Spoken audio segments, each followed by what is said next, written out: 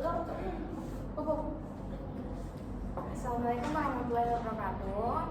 Selamat pagi semuanya. Hari ini kami dari kelompok 4 akan membahas hasil pekerjaan kami, yaitu tentang perkembangan kewenangan peradilan tata usaha negara. Sebelum memulai, sebelumnya perkenalkan, saya Feliciana dengan nomor NIM 091 dan teman-teman saya Aulia Vermisa dengan NIM 069. Saya Fazara Manggrini dengan NIM 077. Saya Bernadida dengan NIM 087. Selanjutnya kita akan masuk ke pendahuluan.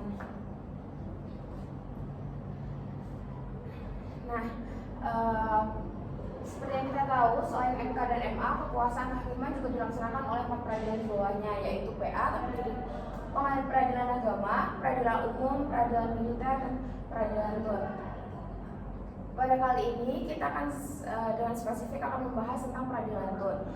Peradilan Tun atau Peradilan Tata Usaha Negara merupakan salah satu pelaksana kekuasaan kehakiman yang berfungsi untuk mengawasi dan menguji tindakan pemerintah. Keberadaannya penting dalam memberikan perlindungan hukum bagi masyarakat terhadap keputusan atau tindakan pejabat administrasi negara yang dianggap merugikan. Dengan kata lain, sengketa Tun mengadili perkara antara masyarakat dengan para pemegang kekuasaan yang bisa kita sebut juga pemerintah. Next. Selanjutnya kita akan masuk ke kompetensi absolut peradilan Tun. Apa sih pentingnya kompetensi? Kompetensi dalam peradilan sangat penting karena menentukan apakah suatu perkara dapat diperiksa oleh suatu pengadilan atau tidak. Dalam PT UN, hakim wajib menilai kompetensi sejak awal agar tidak terjadi kesalahan dalam menerima atau menolak sesuatu gugatan. Selanjutnya, pengertian kompetensi absolut. Kompetensi absolut adalah kewenangan pengadilan yang didasarkan pada jenis perkara yang ditangani. Kewenangan ini bersifat mutlak dan tidak dapat diubah atau disepakati oleh para pihak, sehingga menjadi dasar utama dalam menentukan yurisdiksi PT UN.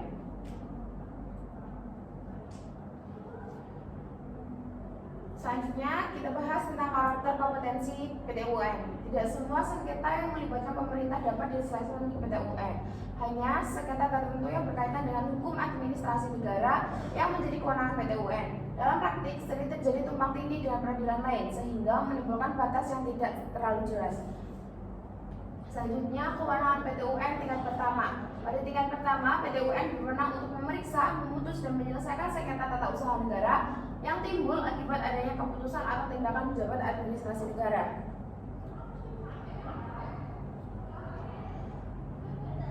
Selanjutnya, ada kewenangan PT UN di tingkat banding. Pengadilan Tinggi Tata Usaha Negara memiliki kewenangan untuk memeriksa perkara pada tingkat banding serta menyelesaikan sengketa kewenangan antar pengadilan dalam lingkungan PT UN dan dalam kondisi tertentu dapat mengadili pada tingkat pertama dan terakhir. Setelah kewenangan pada tingkat banding, kita akan mempelajari tentang ruang lingkup kompetensi absolut. Ruang lingkup kompetensi absolut PT UN berfokus pada sengketa tata usaha negara yang berkaitan dengan keputusan atau tindakan pejabat pemerintah. Namun, tidak semua tindakan pemerintah dapat dijadikan objek sengketa karena harus memenuhi kriteria tertentu dalam hukum administrasi. Terus dampak kompetensi absolut itu apa aja? Kompetensi absolut memiliki dampak penting dalam proses peradilan karena apabila suatu perkara tidak termasuk dalam kewenangan PT UN, maka gugatan tersebut tidak akan diterima dan tidak diperiksa lebih lanjut. Perkembangan kewenangan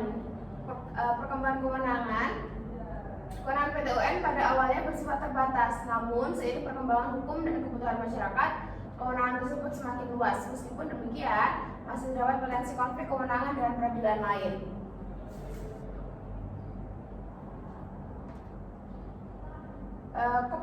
Selanjutnya, kompetensi peradilan Tun di tingkat pengadilan tinggi Tun adalah yang pertama, memeriksa dan memutus sengketa Tun di tingkat banding. Yang kedua, memeriksa dan memutus sengketa Tun di tingkat pertama, dan terakhir, sengketa kewenangan mengadili antar PT UN di dalam daerah hukumnya dan memeriksa, memutus, dan menyelesaikan di tingkat pertama sengketa Tun sebagaimana dimaksud oleh pasal 48 Undang-Undang. Selanjutnya akan dijelaskan oleh rekan saya.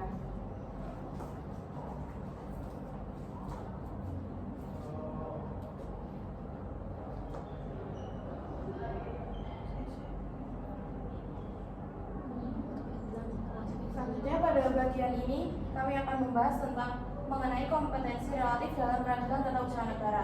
Bagian ini penting karena berkaitan dengan penentuan pengadilan mana yang memiliki kewenangan mengenai suatu sengketa administrasi negara. Yang pertama yaitu pengertian kompetensi relatif. Kompetensi relatif adalah kewenangan pengadilan yang ditentukan berdasarkan wilayah hukum. Artinya, yang dilihat bukan hanya jenis perkaranya, tetapi lokasi atau wilayah pengadilan yang berwenang. Penentuan ini biasanya didasari pada domisili para pihak serta lokasi objek sengketa. Selanjutnya, dasar penentuan kompetensi relatif.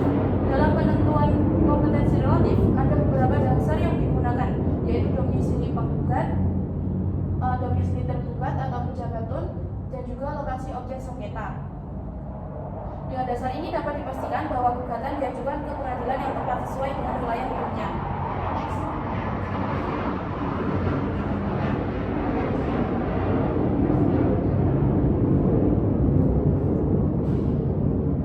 Selanjutnya, perkembangan kompetensi relatif.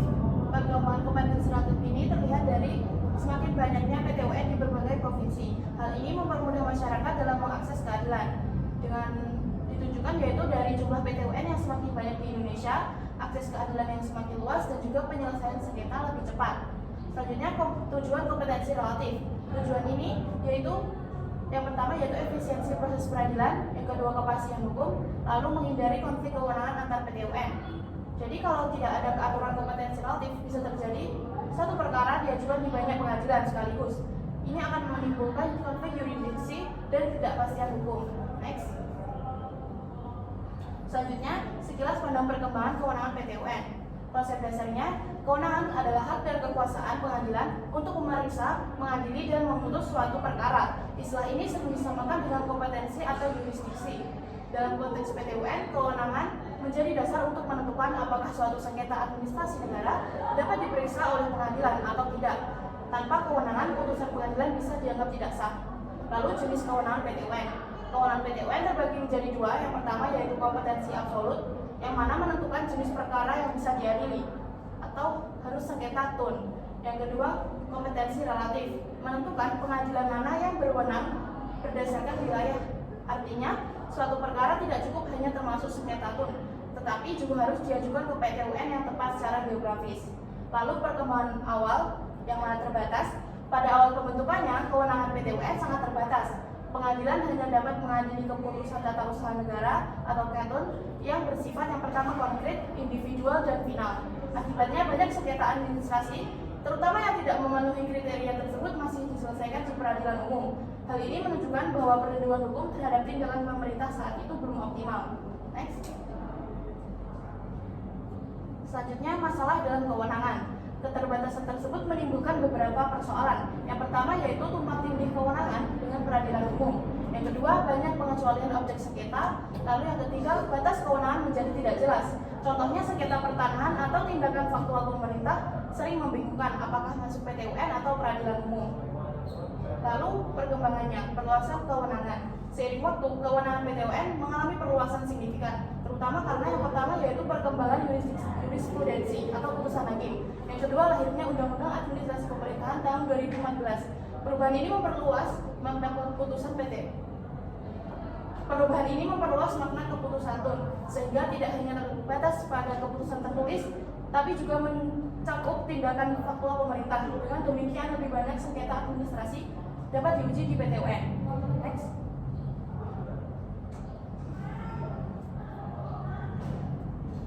Selanjutnya, dampak perkembangan. Perluasan kewenangan membawa dampak positif. Yang pertama yaitu dengan adanya akses keadilan meningkat, lebih banyak perkara bisa diajukan. Yang kedua, perlindungan hukum masyarakat yang lebih luas. Selanjutnya, ketiga, PT-UN semakin berperan sebagai alat kontrol terhadap kekuasaan pemerintah. Hal ini memperkuat prinsip negara hukum di mana setiap tindakan pemerintah harus dapat diuji secara hukum. Selanjutnya yaitu tantangan. Perluasan kewenangan dapat menimbulkan tantangan. Yang pertama, potensi konflik yurisdiksi antar peradilan. Yang kedua, sengketa administrasi semakin kompleks. Yang ketiga, diperlukan harmonisasi regulasi agar tidak terjadi tumpang tindih. Artinya, perkembangan ini perlu diikuti dengan pengaturan yang lebih jelas agar tidak menimbulkan kebingungan baru.